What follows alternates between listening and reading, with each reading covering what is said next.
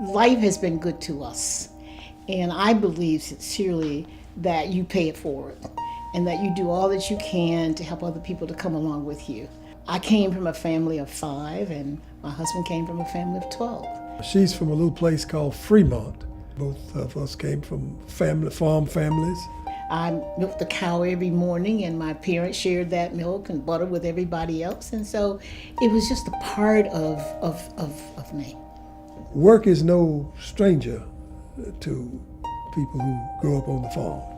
I was the middle girl, and what they say about a middle girl is true as far as I'm concerned. You have to hustle and push your way through and cause people to know that you're there. I was very close to a sister who is now deceased. We were 18 months apart, and when she started to school, I cried so hard that I wanted to go to class with her. And so my parents went to the school and asked the principal if I could come because I was having such a difficult time. And so they said I could. 2 days before our graduation, our parents called us in the room, and my dad said he wasn't prepared to send both of us to college at the same time. And I had to make a decision. And first I said, here I am, valedictorian of my class, and I'm not going to college. And I got a job as a barbecue waitress. And the owner of the restaurant decided to open a restaurant in Greensboro and asked my parents if I could come to Greensboro with him as his head waitress. And they told him that if he could find me a good place to live, they would consider it. And he found a place for me to stay, and my parents came up and met the lady whose name happened to be Mrs. Bessie Lee, who had no children and was a cafeteria manager at Washington Elementary School here in Greensboro. And my mother said to her, she is yours while she's here. I was 15. And Mrs. Lee took it literally. She really became my surrogate mother. I do believe that her being nurtured by someone, an older lady who helped her to move through and to do things, meant that she understood the value of somebody nurturing other girls, of her role in nurturing young women to make sure that they had opportunities as well. I applied to A&T, was admitted, and I got a great education, a good sound education at North Carolina A&T State University. We met at A&T and kind of liked each other, and next thing you knew, we were married. And both of us we've been people that believed in doing things. All of us had ideas, but for example, the idea of being even a lawyer or a judge or anything like that, I barely thought about it. At least to beginning with, she was very happy to get a job, a good job, teaching. But as you go along, your horizons broaden and opportunities come, and you just keep developing. I had a Girl Scout troop as a sophomore at A&T, and I kept that troop for a long time afterwards. And Yvonne Johnson was in that Girl Scout troop. She has really been a mentor to me, a friend to me. She taught me a lot about leadership and giving back when we were scouts. She really cared about our development and how we turned out. I think she keeps up with a lot of us. Shirley said to me a few years ago, when she said, I don't have a lot of money to give to people, so I give my time. And to me, that's critical, that's significant. And it says something about someone who's willing to give a part of themselves. The world was changing. Let's start with that. Not nearly as fast as some of us wanted it to change, but it was changing, and there were some opportunities. During that period of time, there were a lot of women who were deciding they could do more than be mamas. I didn't want to be at home, so all the kind of conversation I had with my husband when he came home was that the washing machine broke. I wanted to talk about the experiences I had outside of the home and what is needed in the community, how we can fit in that community, or what we've done in the community, or what you've seen other people do. Once you know who you are, you can do it. And even in the 60s and 70s, when all of that was going on, even though she was encountering, I'm sure, some prejudices, it did not keep her from moving forward. It probably made her more determined. I'm sure it made her more determined. I was on the administrative board of the Susie B. Dudley YWCA, which was a part of the total YWCA. There was a black Y and a white Y, and the black Y was called the Susie B. Dudley. And then during my second term on the board, I got a visit from about 4 or 5 or more white YWCA board members who came to my home and asked if I would agree to chair the board. And I said yes, but it didn't take all this many people to come in and ask me to do it. Shirley is a very humble person. She's certainly a doer, a mover, a shaker. She is not afraid to take on a task, no matter how awesome it may seem. The reason that Shirley Frye becomes so important in this equation for this new building and for sort of a reinvented YWCA is really to take us back to the YWCA of Shirley's day. When Shirley was the president of the board was when the two YWCAs, the black YWCA, the white YWCA, integrated. YWCA had 2 branches. There was one downtown, and there was one on Dudley Street, across the street from North Carolina A&T. The chair of the administrative committee was Ann Graves Carnegie. And so we had a long conversation and decided that with her as chair of the administrative committee, and I was president of the Greensboro YWCA, it was time for us to come together. For a lot of reasons, she was the right person at the right time. She's a visionary. She was educated. She had a commitment to the community. She had a commitment to service. It takes someone who thinks progressively, but thinks forward in terms of who do we want to be, and how do we get that done. We just announced to the board that the administrative committee was being dissolved, and we would have, and got some of the members to come on the board, not all of them, but some of the members of the board, and no one complained one bit. There was no major announcement to be made that the Ys were merging or anything. We just did it.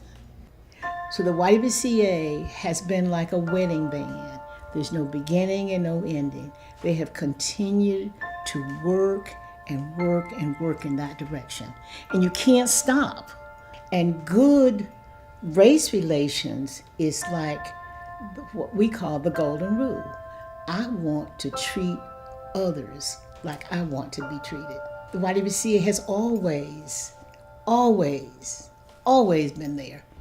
I don't think she had any intentions of being the president of the Y, but the local Y, but they chose her to be the president. And the next thing I knew, she was on the national YWCA board.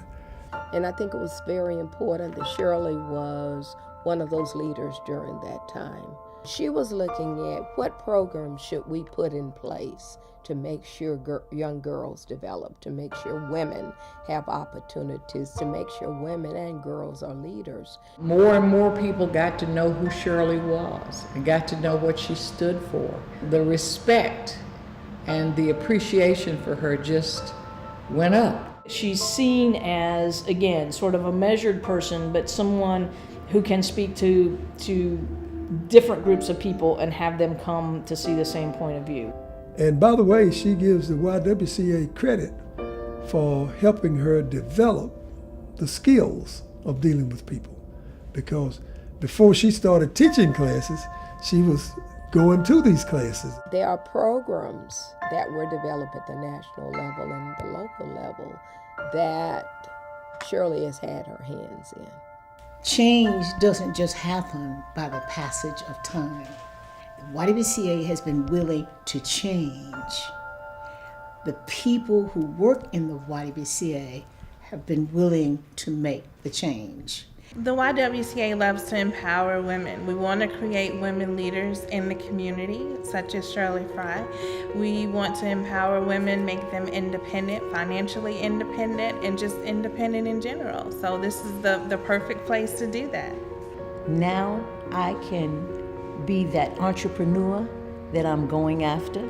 Your dreams are coming true. It can happen for you. It takes women to understand that there are pieces that young girls have and women have that you just got to reach in and develop it. You got to work with them sometimes. Our most important role across programs is providing the tools that people need to go where they want to go and to be willing to walk that journey with them. When you take a woman and help her with her leadership skills, she helps the entire family.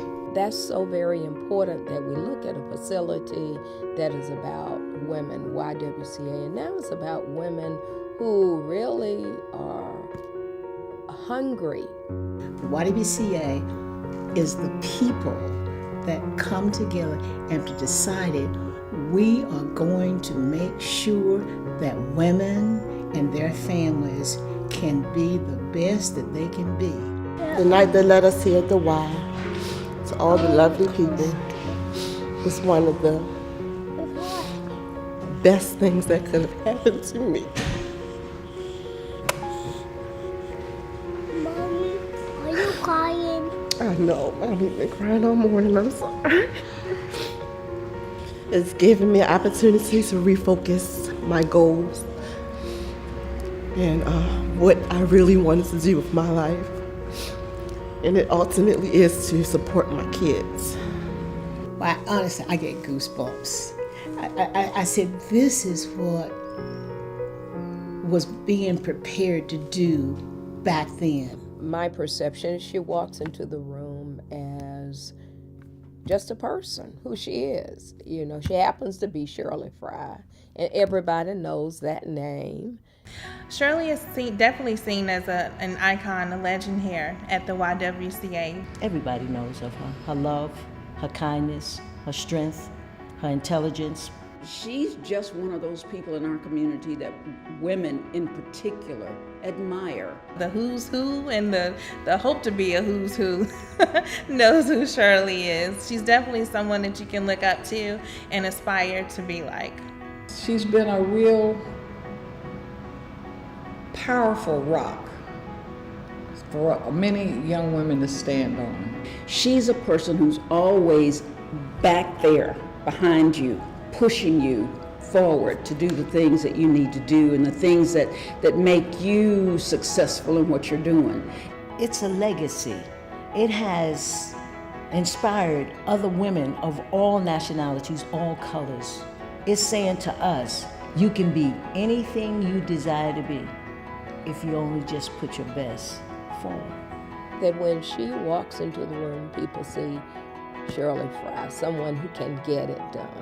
None of us can say that we're not models because there's someone out there everywhere that wants to be like you, me, or anybody. When we talked about this building, when we started talking about naming opportunities, it was like there was just no other name that came up except Shirley Frye.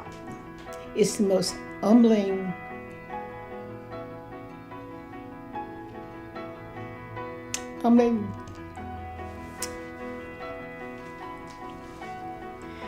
it's the most humbling thing that has ever happened to me.